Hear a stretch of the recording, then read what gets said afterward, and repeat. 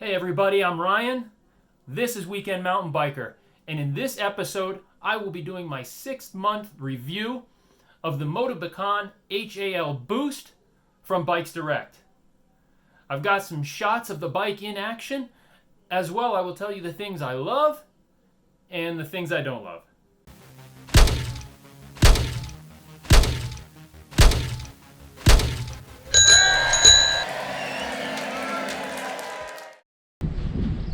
Hello everybody, so this is my 6-month review, or just about 6-month review of my HAL Boost from MOTOBECANE, however you want to say it, from bikesdirect.com.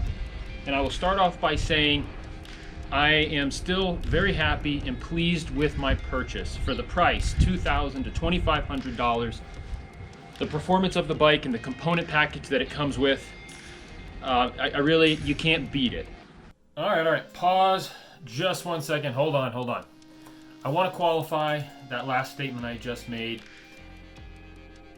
When I say that this deal is unbeatable, what I'm talking about is on a consistent basis. If you're not in the mood to spend hours a day shopping and looking for closeout deals, or some freak sale where there's one of them left and they're blowing it out, or you're getting a used one that was used for 1 year. If you're looking for a consistent deal, will always be available to you, or if you refer it to somebody, will be there when they go to look at it, you're not going to beat this deal.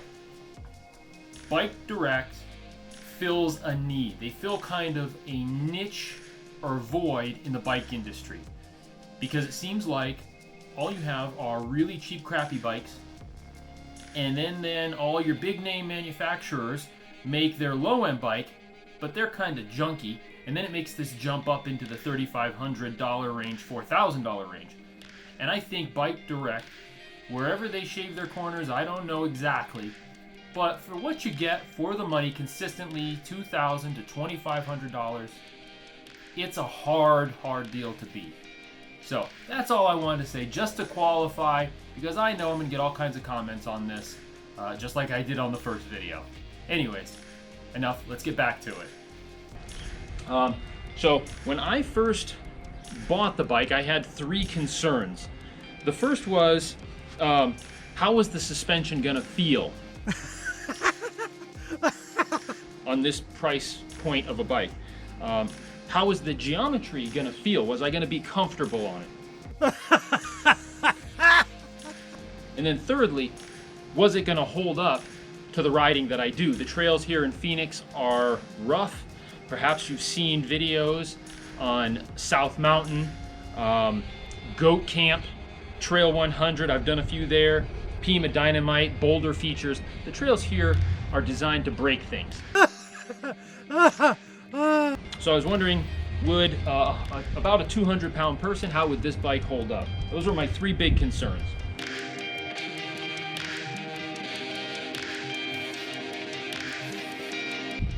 The suspension.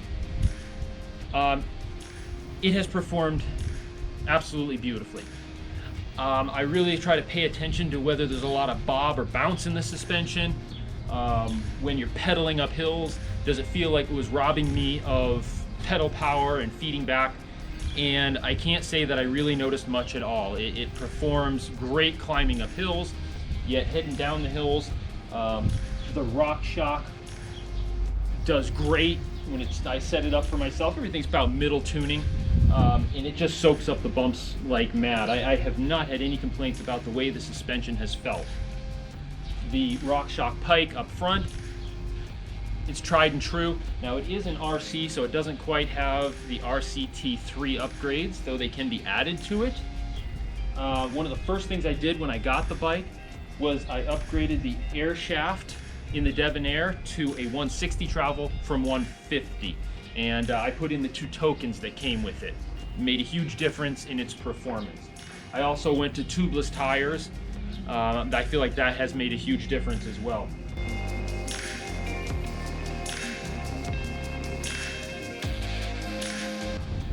I went with a medium size.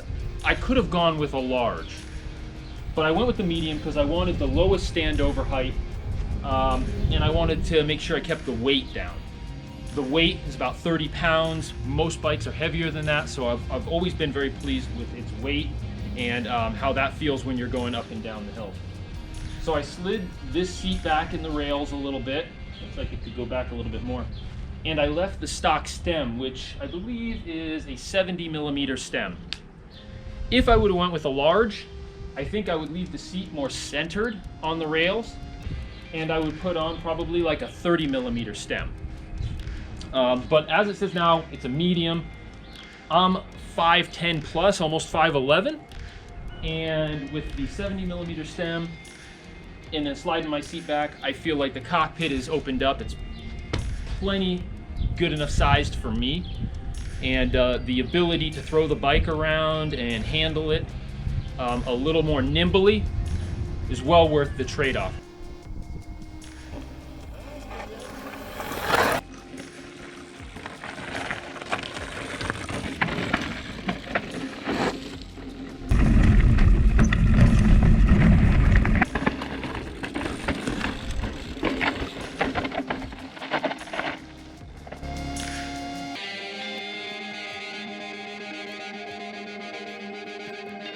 So, what do I not like about it? What has become kind of my little itching point that I'm going to have to fix? So here it is. The distance from the bottom bracket to the ground. On modern geometry bikes, it's about 320 to 340 millimeters. On this bike, it sits just over 300 millimeters. So what does that do? The difference of the bottom bracket being lower by about 20 millimeters. So I'm going to interrupt here for just a second. Just a quick update since I actually filmed this video. I've had an opportunity to measure the bottom bracket height on a couple of other bike brands. Some were 29-inch wheels, and one other was a 27.5.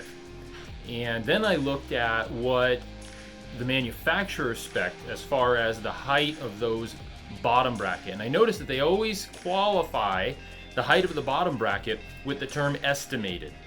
So for example, the Yeti SB130 has an estimated bottom bracket height of 337.5. However, the one I actually measured sitting on the blacktop, my buddy's bike before we went on a ride, was more like 320. So I'm not sure where that discrepancy comes in.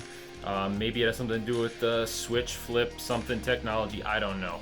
I measured a 27.5 bike, and that one came in at about 320.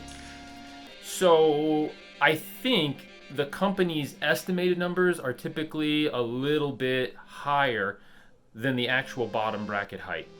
But I just wanted to throw that note out there. When you see the estimated bottom bracket height on a bike, when you look at their website, you're probably a safe bet taking off 10 or so millimeters to get a more accurate height on that bottom bracket. And then also it does vary a little bit depending on the switch chip flip thing technology, or whether it's a 27.5 versus a 29-inch wheel size. So that's it. Back to this video. Or so. So it works out to about an inch lower, 3/4 of an inch lower overall. Well, with the 175 millimeter cranks, it puts them 3/4 of an inch closer to the ground. You'll notice that in your pedal strikes. I'm constantly pedal striking it. I've learned and I'm adapting my riding to compensate, but that little bit, that 3/4 of an inch lower, you hit more rocks. The trade-off with the lower bottom bracket though is this position in here sits you lower in the bike. Your center of gravity is lower. So handling and performance, it actually gets better with the lower bottom bracket. But like I said, You're going to tend to hit maybe your chain ring a little more. You're going to definitely have more pedal strikes. There is no mounting bracket on here for a bash guard, so you have to be careful of that. Now, some people do make, I think One Up Componentry makes a direct mount type system, or something that attaches right to the bottom bracket rather than to the bolts, and then that works, but everybody tells me it doesn't really work that well. Now, the other thing, and this plays right into the low bottom bracket and the low pedal height, and that is the rear hub. It's a gravity hub, and I think it's kind of a cheap brand. I don't know anything about it, but it has quite a bit of slack in it, okay? Quite a bit more than your higher end hubs, and a heck of a lot more than, like, say, an Onyx, which is almost an instant engagement hub. What that does is when you're trying to climb a hill and clear an obstacle, and you've got to do a stutter step to get you over it. Get up, come on, woo! And you tend to have to do that a little more because of the low pedal height and the low bottom bracket. You lose some of your power in that stutter step. When you go to take off, you don't get instant engagement. And that can wreak havoc on trying to get over a big obstacle. I'm learning to work with it. In the future, if I have this bike for very long, a couple of years, let's say, I have a couple of things I think I want to upgrade on it that will solve that problem. One is, it's 175 millimeter GX crank. I could downgrade that to a 165 millimeter crank arm, which buys me 10 millimeters. The other thing would be eventually getting a new wheel set, and if I do that, upgrading the hub to something that has a much faster, higher engagement, which would then make those stutter step movements a lot more effective. So those would be my two future upgrades, would be the rear hub to give it a better engagement, get rid of some of that slack, and then possibly go to a 165 millimeter crank arm. Now, I've heard some pros and cons about shortening the crank arm, but I'm not a downhill racer, and I'm really not an XC racer. We'll have to see when the time comes. I think the upgrade that I'll make first would probably be in the rear hub, going to something like an Onyx. It's expensive, but then you get rid of the clicking noise, which is great for YouTube videos, and those have instant engagement. And I'm really learning to work with the lower pedal heights. It's becoming less and less of an issue.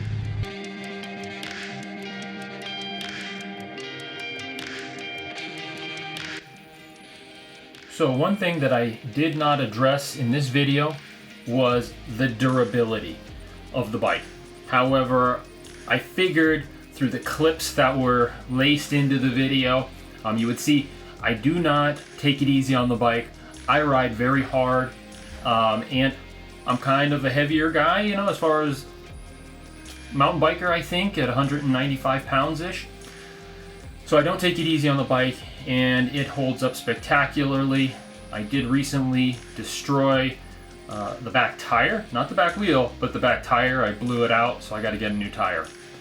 But as far as the bike is concerned, for this price range, if you are on a budget, I have not found a better deal.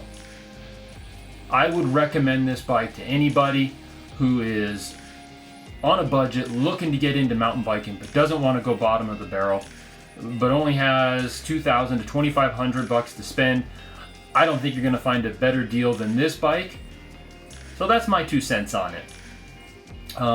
If you like the content here, you find that this was useful, please subscribe to my YouTube channel. Give me a thumbs up on this. Perhaps even hit that bell notification. I'm trying to put out videos pretty regularly with some pretty interesting content.